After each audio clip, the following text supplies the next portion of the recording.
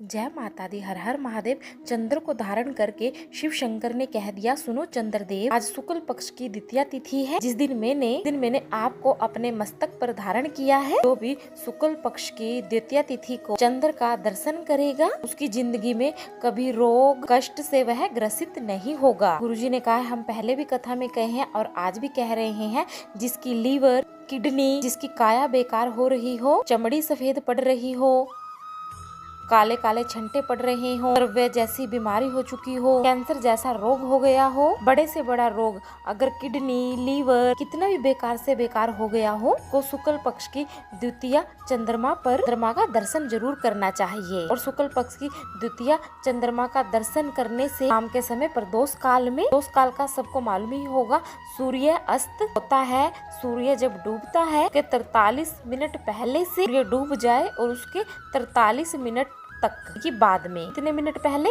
43 minute पहले और 43 minute बाद में प्रदोष काल का क्रम है। चंद्रदेव का दर्शन कर कच्चे दूध का छींटा, सफेद पुष्प आप चंद्रदेव को अर्पित करो। सफेद चंदन का छींटा आप चंद्रदेव को दीजिए। चंद्रदेव को छींटा देने के बाद जो दूध है, बचे हुए दूध के छींटे का लेपन अपने शरीर पर ले लीजिए। सफेद चंदन थोड़ा सा आप अपने शरीर पर लगा लीजिए। इतना भी विषम से विषम रोग क्यों ना हो, इतना भी किडनी लीवर जैसा कैंसर जैसा रोग क्यों ना हो, अंदर में शंकर भगवान स्वयं विराजमान होकर अपने भक्तों को रोगों से मुक्त करते हैं। द्वितीया तिथि पर शुक्ल पक्ष की द्वितीया तिथि को यह महा उपाय करने से रोगों से मुक्ति मिलती है। देव का दर्शन व्यक्ति को सुख प्राप्त करवाता है। जिसकी आंखों में तकलीफ हो, श्रवण शक्ति में तकलीफ हो, बोलने में मुख में तकलीफ उत्पन्न होती हो, भारी से भारी रोग हो, शुक्ल पक्ष की द्वितीय तिथि को भगवान शंकर ने चंद्रदेव को अपने मस्तक पर विराजमान किया था।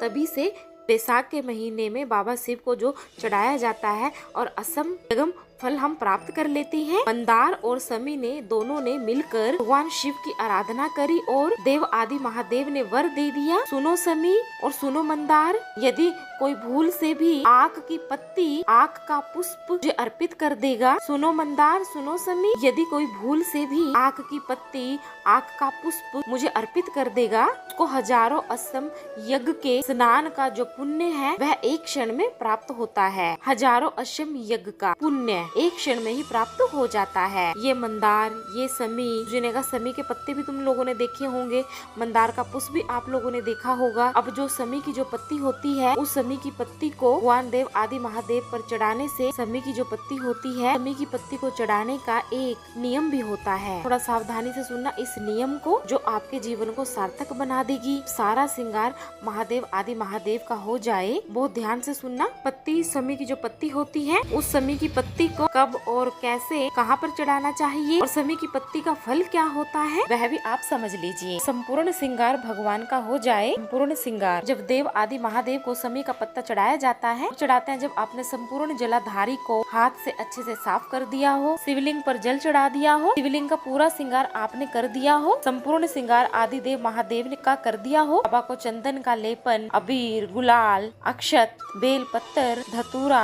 जो भी तुमने चढ़ाना है सब कुछ तुमने चढ़ा दिया। सारा श्रृंगार देव आदि महादेव का हो गया। समी की पत्ती को माता जगजननी की जो जलाधारी है, उस पर मातर स्पर्श करवा कर शिव के शिवलिंग पर आखिरी में आप अर्पित कर दीजिए, जिससे हमारी मन की जो कामना है वह माता जगत जननी देव आदि महादेव से कानों में जाकर स्मरण करवा दे। समी पत्थर का इतना महत्व है।